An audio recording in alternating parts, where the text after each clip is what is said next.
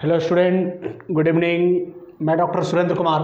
आज मैं आप लोगों को इग्नू द्वारा आयोजित एग्ज़ाम दिसंबर 2023 के तहत इम्पॉर्टेंट क्वेश्चन देने जा रहा हूं। अति महत्वपूर्ण प्रश्न आप लोगों को देने जा रहा हूं। एमईडी 2 का इम्पॉर्टेंट क्वेश्चन दूंगा जो दिसंबर माह में परीक्षा आयोजित है। तो सबसे पहले आप लोगों को ये देखना है कि एमईडी 2 में पढ़ना क्या है। तो एमईडी 2 में पढ़ना है सतत विकास मुद्दे और चुनौतियां। सतत विकास मुद्दे और चुनौतियां आपको पढ़ना है। थोड़ी सी चीज आप लोगों को जानना चाहिए, चूंकि ये सेकेंड ईयर का पेपर है। एमईडी 2 सेकेंड ईयर का पेपर है और ये क्रेडिट जो है ये 4 क्रेडिट का पेपर है। समय, एग्जामिनेशन का समय जो होगा वो 2 घंटा का ही होगा। कितना का होगा? 2 घंटा का समय होगा। अधिकतम अंक जो होगा वो 50 नंबर का होगा और पास इसमें 20 नंबर आपको लाना ही लाना है। प्रश्नों की संख्या 5 है। प्रश्न की संख्या कितना है? 5 है, लेकिन इस तरह से बांटा हुआ रहेगा।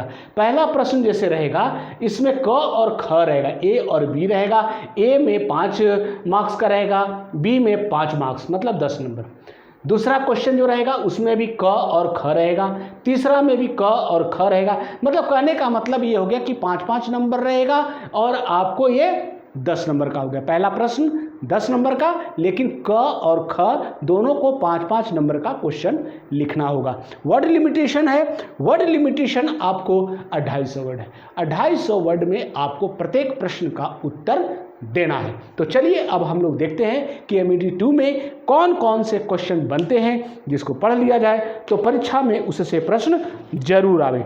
तो चलिए कॉपी पेन निकालिए और नोट कीजिए। पहला जो प्रश्न है, सतत विकास की मूल संकल्पना को स्पष्ट कीजिए। सतत विकास की मूल संकल्पना को स्पष्ट कीजिए। इसके मूल सिद्धांत क्या है? फिर मैं वह प्रश्न को दोहराता हूं कि सतत विकास की मूल संकल्पना को स्पष्ट कीजिए। इसके मूल सिद्धांत क्या है? ठीक है, आइए दूसरा जो प्रश्न है, भारत में पर्यावरण संबंधी कानूनों की मुख्य विशेषताओं को स्पष्ट कीजिए। भारत में पर्यावरण संबंधी कानूनों की मुख्य विशेषताओं को स्पष्ट कीजिए। ठीक है, आइए नेक्स्ट जो प्रश्न है, विश्व में औद्योगिकीकरण के ढांचे को स्पष्ट कीजिए। विश्व में औद्योगिकीकरण के ढांचे को स्पष्ट कीजिए। ठीक है, आइए नेक्स्ट जो प्रश्न है, सतत विकास के मूल्यांकन के लिए निर्धारित किए जाने वाले विभिन्न पैरामीटरों की चर्चा कीजिए। फिर मैं वह प्रश्न को दोहराता हूं, सतत विकास के मूल्यांकन के लिए निर्धारित किए जाने वाले विभिन्न पैरामीटरों की चर्चा कीजिए। ठीक है, आइए नेक्स्ट जो प्रश्न है, गांधीवादी ग्राम स्वराज से क्या तात्पर्य है? गांधीवादी ग्राम स्वराज से क्या तात्पर्य है? वर्णन करें। ठीक है, नेक्स्ट जो प्रश्न है, गहन पारिस्थितिकी और इको स्त्री स्वतंत्रतावाद। गहन पारिस्थितिकी और इको स्त्री स्वतंत्रतावाद से आप क्या समझते हैं? वर्णन करें। ठीक है, आइए नेक्स्ट प्रश्न है, विश्व व्यापार संगठन के विकास की खोज कीजिए और सतत विकास के साथ इससे संबंधित नीतियों की रूपरेखा तैयार कीजिए। फिर मैं एक बार प्रश्न को दोहराता हूं कि विश्व व्यापार संगठन के विकास की खोज कीजिए और सतत विकास के साथ इससे संबंधित नीतियों की रूपरेखा तैयार कीजिए। ठीक है, आइए नेक्स्ट प्रश्न है, सतत विकास को प्राप्त करने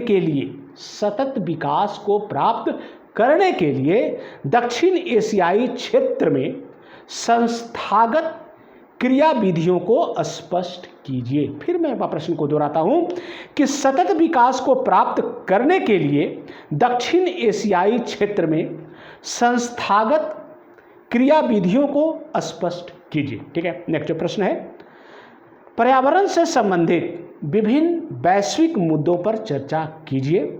सतत विकास को प्राप्त करने के लिए पर्यावरण संरक्षण की दिशा में किए गए प्रयासों का मूल्यांकन कीजिए। फिर मैं वह प्रश्न को दोहराता हूं कि पर्यावरण से संबंधित विभिन्न वैश्विक मुद्दों पर चर्चा कीजिए।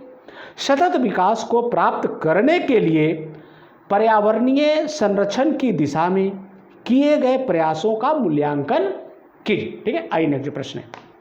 सतत विकास से संबंधित क्षेत्रों में भूमंडलीय ताप अर्थात ग्लोबल वार्मिंग के दुष्प्रभावों की चर्चा कीजिए। फिर मैं प्रश्न को दोहराता हूँ कि सतत विकास से संबंधित क्षेत्रों में भूमंडलीय ताप ग्लोबल वार्मिंग के दुष्प्रभावों की चर्चा कीजिए। ठीक है, आइए नेक्स्ट प्रश्न है। जीवन शैली और उपभोक्तावाद में अंतर स्पष्ट कीजिए। जीवन शैली और उपभोक्तावाद में अंतर स्पष्ट कीजिए। ठीक है, आइए नेक्स्ट प्रश्न है। मरुस्थलीकरण और सूखा पड़ना क्या है, विस्तार से बताइए। मरुस्थलीकरण और सूखा पड़ना क्या है, विस्तार से बताइए। और शॉर्ट नोट्स में जो क्वेश्चन है, कुछ क्वेश्चन है उसको आप लोग देख लीजिए। जैसे आपको प्रश्न जो है नेक्स्ट, दक्षिण एशियाई क्षेत्रीय सहयोग संगठन सार्क के प्रयास। उसके बाद आपको है वर्षा जल संग्रहण। उसके बाद आपको है बहुआयामी उपागम और सतत विकास। उसके बाद है सतत विकास में सहकारी संस्थाओं